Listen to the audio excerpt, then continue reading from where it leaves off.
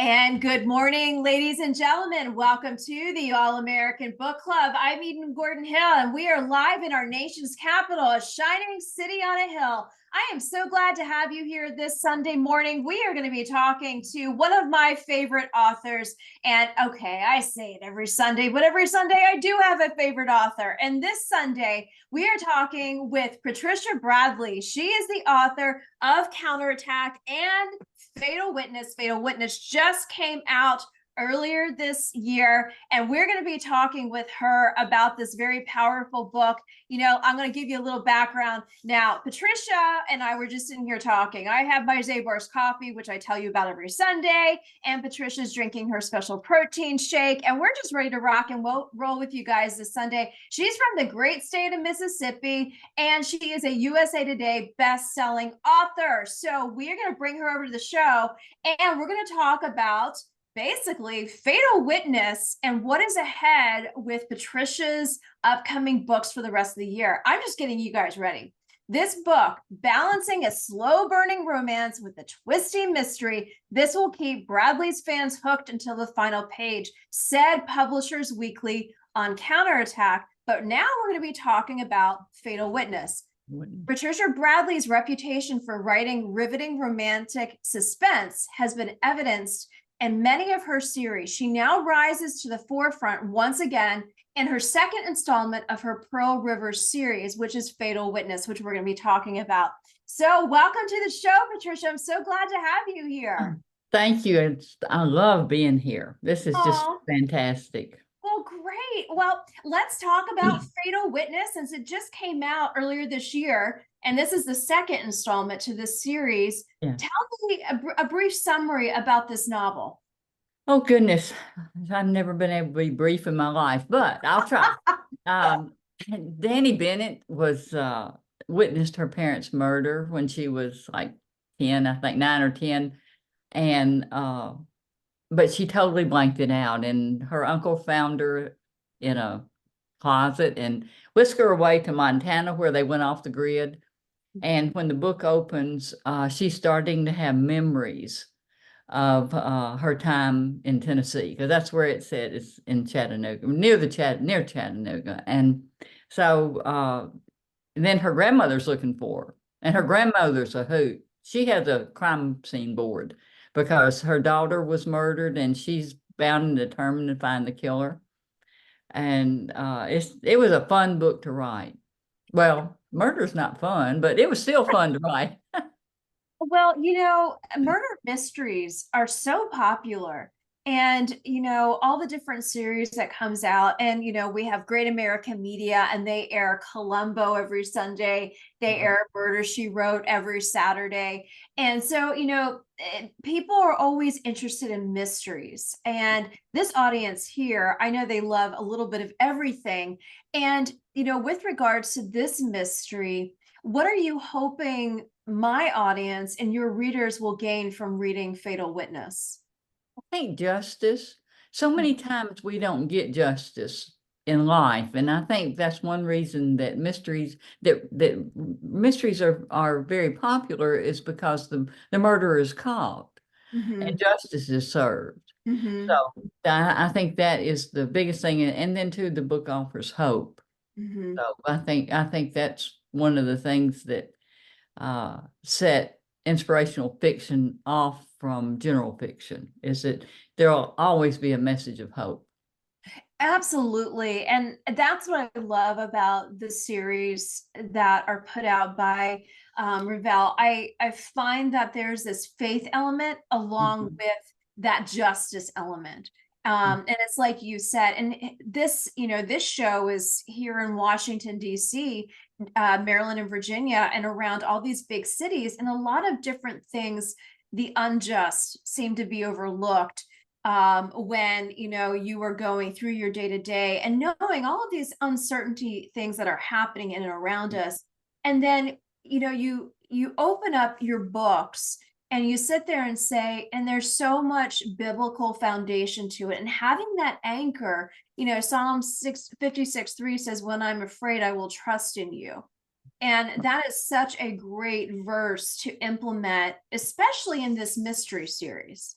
Right. That's what Mark tells her. Mhm. And her uncle had told her that, and she said that, she went to church all her life, but she called God her uncle's God. And that's when Mark tells her, well, maybe you need to make him your God. Mhm. So, and I think this is her journey. This is Danny's journey, her spiritual journey, and also her journey to find justice. Well, there's another thing that stands out is the identity. We're all Right. looking and wanting to understand, that identity piece in our culture and society can be so distorted. If we don't know whose we are, then, we're always looking for the next thing to Right. basically affirm our identity. And you highlight in this, in this novel, it is a huge topic in this novel. So, without giving any spoilers, can you elaborate on how you address the idea of identity in Fatal Witness? Well, because her uncle lied to her all her life about who she is. I mean, he just never would talk about their past. Mhm. And so she's really struggling to know who she is. I mean, Mhm. she's carved her own life. She's a potter and she teaches, but she still doesn't. She's just adrift. And I think this journey and meeting her grandmother, who is very grounded in faith and often gives her good advice uh, in finding out who she is. So uh, I think that, but when, like you said, when we don't know who we are, Mhm. we keep looking for it. Mhm.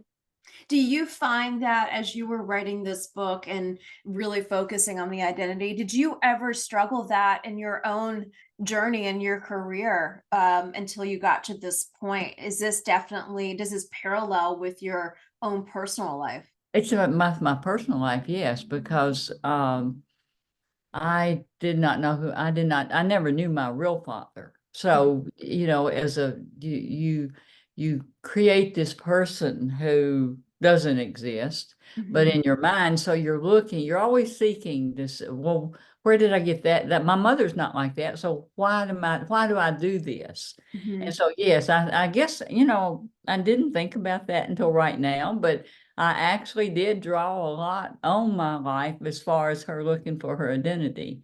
Mm. That's, No, go ahead. Go ahead. I mean, that's you. I think a lot of times writers write and don't really know why they write what they write. Well, I mean, you are a USA Today best-selling author, and that is such an accomplishment in the writing world, especially when there's, so many different opportunities out there. And I'm curious, what inspired you? What brought you to that first book that you wrote and putting every pen to paper? How did that happen for 30 something years of writing is what but when I was 35, I couldn't you? sleep. I think I told this story before. I Uh-huh. couldn't sleep. And so I'm staring at the ceiling, and all of a sudden, a man appears in my vision, and he's standing at a window, and behind him you can see smokestacks, and he turns and he looks at me and he says, my life wasn't supposed to turn out like this. And I thought, wow. And so I began that when I couldn't sleep, I would tell myself stories of why his life didn't turn out well. And he went away, but then these other people came to live in my head, and Hmm. they wouldn't go away till I wrote their stories. And so the very first thing I ever wrote, I packed it off to Woman's World. Oh, wow. And yeah, and they bought it. And that was a God thing that encouraged me to keep writing. And each time I would get discouraged, Woman's World buy another story. Hmm. Well, So, and yeah, yeah, well, I mean, there's a lot of truth to that because when we're on a career path and no one around us can say, well, this is your career path. Only God knows what that looks like. And I right. always say to my audience, God is still there in the in between. So as you were going through that in between phase, and then Women's World picks up your first, I mean, Unheard that is so God ordained. I of. mean, can't get around that by any means. And Uh, and then for Revell, an unknown author, mhm. never published, to offer me a 3-book contract. for the Logan Point series, and then it became 4. I mean, that has to be God. It Yes. just did at that time back in 2014, it did not happen. Since 2014, I have written about 17 books. So right now, so we're in 2023. No, 2024. 24 Like which we're doing in 10 years.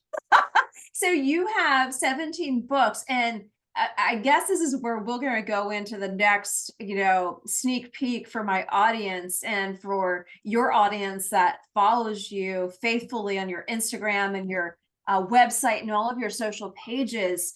Can you give a sneak peek into the 3rd installment of the Pearl River series? Okay, the 3rd installment is Deadly Revenge. Mm-hmm. And in it, the antagonist, I always have more than one antagonist, but the the antagonist is it concerns eminent domain, where the state comes in and condemns your property and takes it for the good of the people, and so they built a lake and a reservoir. They brought a dam and a reservoir, and he's gonna blow the dam up. So that, and my heroine, who is she's in Fatal Witness, she's a deputy, and she has quite a story. And so she and Maxwell Anderson, he's a TBI agent, and he is in Counterattack. So he makes a brief appearance, and I mean that's the way my characters usually do. They introduce themselves in one story, and I thought, yeah, I'm gonna write. That would make a good. And so I continue the story through them. Well, I love that. And I also see in your description here that one of the characters is running for United States Senate. And Yes, there is a huge political piece to this installment, this 3rd installment, which is perfect for here in Washington, D.C. and it really works well for it to come out in November. Absolutely. I can't imagine why. Yeah. So your timing is perfect with this 3rd installment of Deadly Vengeance, and it comes out in November of 2024. Perfect timing for this election season for sure. So on a final note, as we're wrapping here at the All American Book Club, I want our audience just to kind of hear a little bit more about you, Miss Patricia Bradley, USA Today best-selling author. They can find you at patriciabradleybooks.com. You're on Twitter or also X. You're on Facebook, Instagram, also Pinterest. And then you have a blog. Can you talk just briefly about what you do on your blog? I have 2 blogs, actually. The one comes out every Tuesday, and it's a mystery question. And right now I am doing a series. I'm at More Crazy Laws number 32. I have 4 crazy laws. 3 of them are true. There are 3 of these laws that are absurd, that really are in place in some state. And then I make up one, and it's getting harder and harder. It's hard to make up a law as crazy that's not already crazy and on the books. So, and then my readers guess which one I make up. And Fun. So yeah, do you get a huge do you get a lot of people engaging with you on this? right. I usually have about 20 comments of people. Yeah, and then on Friday I do a review of a book. And so I have quite a few people who comment. I love to read. I read every night. I just finished a book last night at 2:00. And so I'm gonna review it, not this week, but the next, because I read another book that I want to review first. So it releases Friday. Well, let me ask you this. As we're talking about your book reviews, do you have any additional book recommendations for my audience? Since the audience is definitely a political landscape, but also you have, you have the working mom, you have the stay-at-home mom, you have the working dad, you have the stay-at-home dad, you have post-COVID, you have all these different interests. recommendations would you love to share with the audience this morning? If they'll go to my blog, I have every Friday, I do review one. Last night I finished, let's see, Sweet Deceits will be this week's, and it's a mystery, a Christian mystery. And then this was When Eagles Arise, and it's women's fiction. I read different things. I just finished last week. It was a lady's guide to misadventures and invention. I can't it's a long title, but Revell puts it out. It is steampunk. So I mean, you'll find everything on my blog, but it's really good. And I don't review it if I don't review a book that I wouldn't give a 5-star rating to. So basically we need to go over to patriciabradleyauthor.com Yeah, you'll find all kinds of books, because it's mostly romantic suspense, but not always. Okay. So with that said, here at the All American Book Club, I want to encourage our audience to go over and check out your blog with all of your further book recommendations, and also to pick up the second installment of the Pearl River series, Fatal Witness.